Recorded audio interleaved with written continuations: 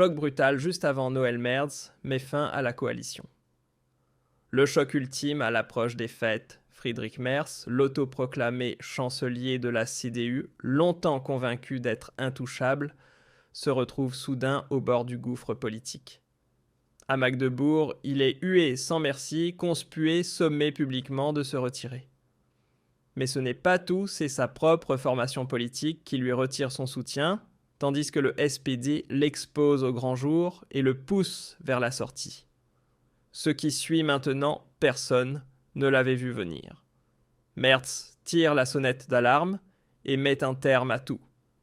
Restez bien jusqu'à la fin, car ce qui arrive est explosif. Pour commencer, imaginez, c'est Noël 2025. Les marchés brillent de mille feux. L'odeur du vin chaud flotte dans l'air. Et les gens veulent simplement célébrer dans la paix. Mais qui fait irruption et gâche la fête. Exactement. Le chancelier fédéral Friedrich Merz. L'homme qui se prend pour le sauveur de l'Allemagne n'est soudain plus le bienvenu sur les marchés de Noël. Partout où il se rend, l'ambiance est électrique. Les gens sont en colère. Et à juste titre. Prenez Magdebourg, par exemple. 1 an plus tôt, en décembre, un attentat atroce avait frappé le marché de Noël. Et maintenant, 1 an plus tard, à l'occasion de la cérémonie commémorative, Merz veut faire acte de présence et simuler le deuil. Mais les citoyens le dégage, crient-ils. Va-t'en! Il est littéralement chassé. Il était prévu qu'il prenne la parole directement sur la place du marché pour exprimer sa peine. Mais non, tout change à la dernière minute. Il se faufile en douce sans même s'arrêter. C'est gênant, franchement. Complètement dingue. J'ai regardé les commentaires sur les réseaux sociaux et les gens sont en furie. Une certaine Bettina S. écrit « Colère et rage ». Contre qui, Merz ? Aussi contre ceux qui nous ont mis dans cette situation. Et elle a raison. Merz lui-même déclare « Oui, la colère et la rage sont légitimes face à des crimes aussi atroces. » Mais alors les gens demandent « À quel point puis-je être en colère ? Jusqu'à quel degré me l'autorisez-vous » Voilà le cœur du problème. Les gens sont en colère contre une politique qui nous a menés à tout cela, contre une immigration incontrôlée qui détruit notre sécurité. Et l'AfD, c'est la seule à dire les choses clairement. Alice Weidel dirait trop, c'est trop. L'Allemagne d'abord. Mais Merz, il ferme les yeux. Et ce n'est pas un cas isolé. Partout sur les marchés de Noël, c'est le même scénario qui se répète. À Lebeau, en Saxe, des inconnus sciant un sapin de Noël de 10 mètres de haut. À Essen, un homme de 34 ans est grièvement blessé au couteau juste devant un stand de vin chaud. À Göttingen, dégradation sur le marché de Noël des stands tagués ainsi que la fontaine de Gensliesel recouverte de slogans politiques. La police judiciaire fédérale est saisie. Et de nouveau, Magdebourg, un jeune homme de 21 ans, planifie un attentat exactement sur le même marché que l'an dernier. À Landau en Bavière, la police déjoue une attaque islamiste, arrête 3 Marocains, un Égyptien et un Syrien. Et le gouvernement, lui, rien. Il promet des améliorations, plus de sécurité. Mais 1 an après Magdebourg, aucun changement. À la place, les Verts du Bade-Wurtemberg réclament une vidéosurveillance par intelligence artificielle. Une surveillance totale digne de 1984. Des caméras piétons pour les policiers et désormais même pour le personnel hospitalier à Dortmund à partir de janvier 2026. Ils appellent ça « protection contre la violence ». Et le peuple, il se détourne. Regardez les sondages. La coalition noire-rouge est en conflit permanent. Et la moitié des Allemands pensent que le gouvernement tombera avant 2026. Selon un sondage YouGov, commandé par l'agence de presse allemande, 49% des citoyens doutent que la coalition tienne jusqu'aux prochaines élections législatives régulières. L'année électorale 2026 sera une épreuve de feu pour le gouvernement et pour le chancelier Friedrich Merz. 17% prévoient déjà une fin anticipée cette même année. 4 Länder organiseront des élections régionales. Berlin renouvellera sa chambre des députés. Et des municipales auront aussi lieu. C'est surtout le SPD qui risque de perdre des postes ministériels. Et lors de 2 scrutins dans l'Est, l'AfD a pour la première fois de réelles chances d'accéder à la présidence des Länder. C'est la percée qu'ils attendaient. La chute des intentions de vote pour l'Union et le SPD est alarmante. Seul un tiers des citoyens pensent que le gouvernement ira jusqu'au bout. 32% estiment qu'il tiendra encore quelques années, mais pas jusqu'à la fin du mandat.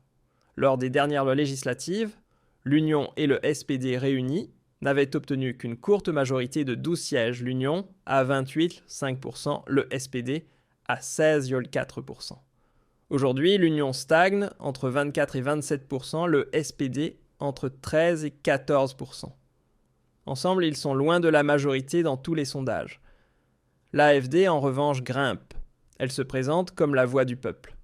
Merz lui-même dégringole dans les sondages.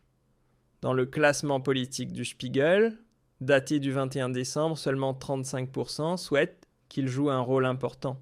Une chute de 11 points depuis juillet. Le chef du groupe CDU, Jens Spahn, plafonne à 13% un record négatif.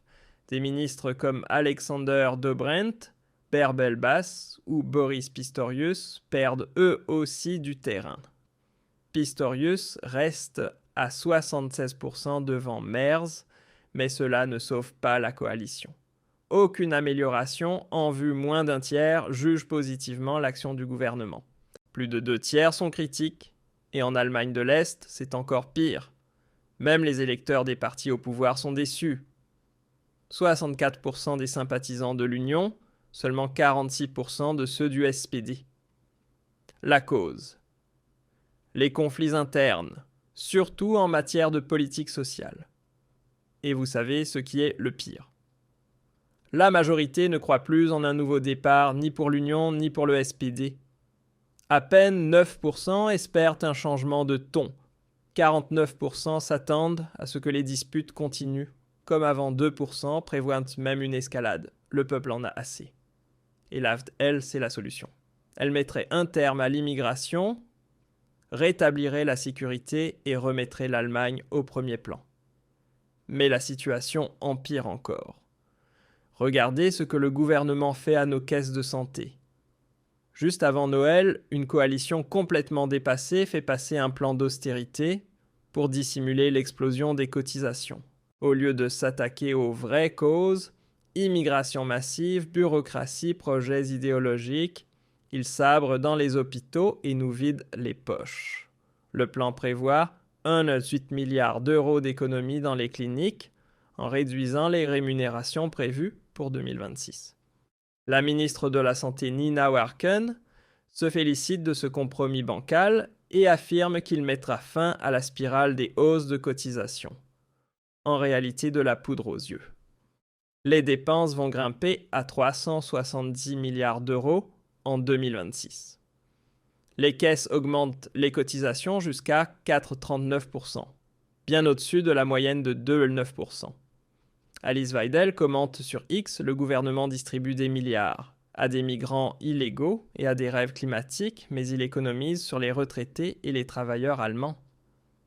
Ce gouvernement est en train de démolir notre système de santé de manière méthodique. Seule l'AfD dit la vérité. Nous commencerons par stopper l'immigration incontrôlée. Ensuite, les caisses redeviendront abordables. La Fédération des caisses d'assurance maladie GKV tire la sonnette d'alarme, ce plan ne suffit pas. Il faut faire face à 23 milliards de dépenses supplémentaires, entre honoraires médicaments et prestations, souvent au bénéfice de personnes non cotisantes. Weidel poursuit Warken. Et les vieux partis parlent d'un compromis viable, alors que les cliniques sont étranglées par les coupes budgétaires et que les assurés saignent. La CDU trahit ses électeurs en fraternisant avec les socialistes. L'Allemagne a besoin d'un gouvernement patriote. La politique ne fixe pas directement les cotisations. Ce sont les caisses qui décident. Les citoyens n'ont qu'un droit de résiliation exceptionnel. Et pour 2027, la prochaine faille financière se profile. Plutôt que de s'attaquer au vieillissement de la population et à l'immigration, on prévoit encore plus de mesures d'austérité. Weidel conclut: ce gouvernement est en faillite, aveuglé par l'idéologie. L'AfD défend un système solidaire, réservé aux cotisants. Assez de redistribution vers le reste du monde. L'Allemagne d'abord. Ce sont les assurés qui paient la facture abandonnée par un gouvernement qui donne la priorité à tout, sauf à nous. L'AfD est prête des frontières sûres, des caisses abordables, des marchés protégés. L'Allemagne d'abord. Voilà, c'est tout. Qu'en pensez-vous, Merz doit-il dégager? Abonnez-vous à ma chaîne. Je m'efforce chaque jour de révéler la vérité. À la prochaine, votre Michael Goldman. Ya.